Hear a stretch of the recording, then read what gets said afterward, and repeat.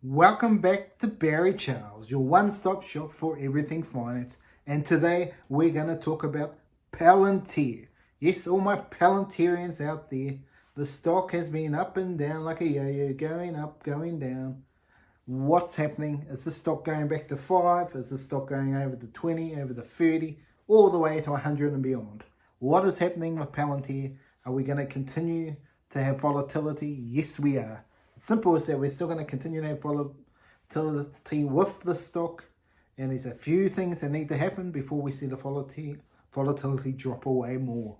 Yes, Palantir continues to get more profitable. Once we see them do four quarters of profitability, then the S&P 500 becomes a play, and once S&P 500 becomes a play, the stock should start to see a little bit less volatility, and you will see more Wall Street come involved. Wall Street is involved already, as we've seen some big movements of late with going up and down a bit. But there will be more intense times with Palantir if they continue to execute.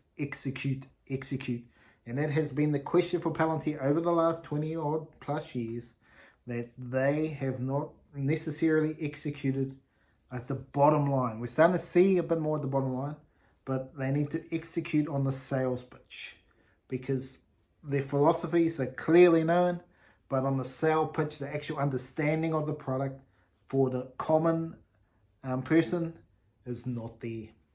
And that's probably something that's still got to work on for all you Palantirians out there. They need to find a way to make the sales more, because all the talk, obviously, they've had all this big growth the last month, that they've been talking to more people over the last year. Talking to more people, but it hasn't come at the bottom line. Talk is cheap. You need to seal the deal. Yes, is Alec Karp the right person to continue to seal the deal? I personally think yes, but I think they need to look, as I've said a lot of times on this channel, they need to find the salesperson. They need to find the slick-looking guy. It doesn't have to be slick-looking guy or gal, but they need to find someone that can understand this product, every inch of it, every up, and be able to sell it to the big corporations. Yes, and also need to look, do they need to expand as well to the lower echelon? Obviously, all the big money's in the top block, but they could be conglomerate over everywhere. The small business, the middle business, not just the big business, the defense force, the security. They can be more than just in the big spaces, the government spaces. They can be everywhere. Now, they clearly won't be in Russia. That's clear the fact. But they could push to China. They can push to all over the world. This is up to them. Do they want to do that? You don't have to, but I tell you what, this is one of those companies can absolutely boom. Yes, Palantir can be that $1 trillion company that I've talked about before on this channel. If you would like to watch the video, go check it in my previous videos. But Palantir is an absolute opportunity to go be a big player in this space. But yes, the sales pitch is clearly something that is lacking, and it has improved, but the last quarter was disappointing, as all Palantirians understood. And the price dropped a bit, but it's gone up a bit. But they really need to work, getting that business absolutely clear cut when they go into a new opportunity. The person at the other end totally understands the business and goes, yes, we're going to sign on the dotted line.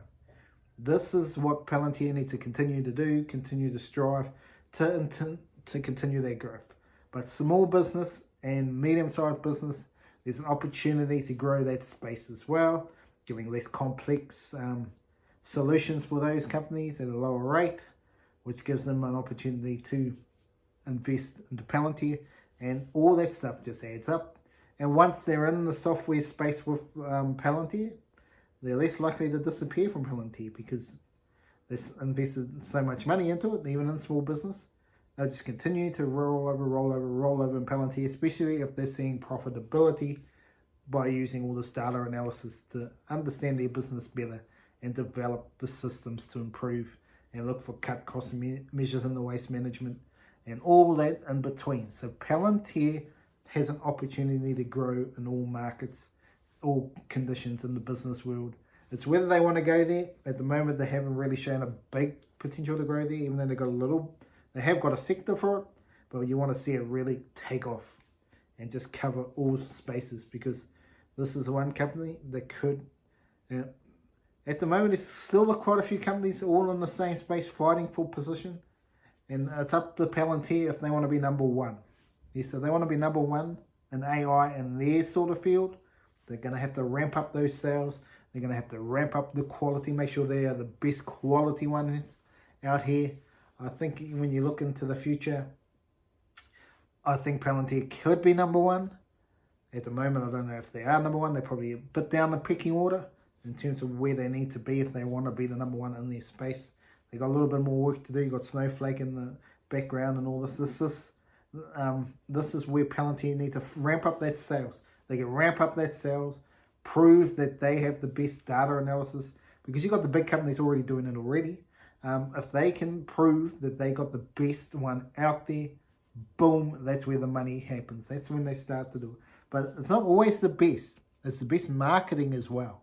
Don't forget that. You might have the best product, but if you're not marketing it well, you'll get slipped by the wayside. So this is where all Palantirians need to figure out. The marketing sales team need to absolutely get on board and figure out the best way to make sure we sell the product. Because I think at the moment that's been an issue for Palantir for a while. If they can figure out that, they can start to grow. Obviously, they've got to continue to prove investors with net income and keep growing the business and continue to soar. So that's obviously where Palantir are at the moment. This is where they need to look at. So you got the S&P 500 as an opportunity to grow. The buying back shares is obviously positive. If they continue to do that and give you more money back to you as a shareholder, that's going to be very impressive for all the Palantir owners out there, so that you become more owner of the business than before. So this is all positivity for news out there. But at the end of the day, Palantir needs to continue to grow, and they need to grow in more than double digits. If you want the stock to really fly, it needs to get to 20%, 30%. We got to push in the video. We got to go, boom, we can take on. They have been the kings of 2023. Facebook was there as well, but really in the video, it's been the top stock of 2023. Might not be the highest gainer, but it's definitely the most known one of the big companies out there. So they're really the stock that has been following. Palantir, do they want to go in that direction? They're going to have to continue to work on ways to improve their business, grow the profitability, get more at the bottom line. That is the main deal. Get their revenue, but you're going to get more at the bottom line. That's what they've been working on. They've been getting better. And all us Palantirians are hoping that continues for the rest of this year and going forward, and we see more and more profitability. That's what all the Palantir shareholders are hoping for. Anyway, thank you so much for joining me. Remember to like and subscribe to the channel and share this video with your friends. Have a great day out there, all my Palantirians.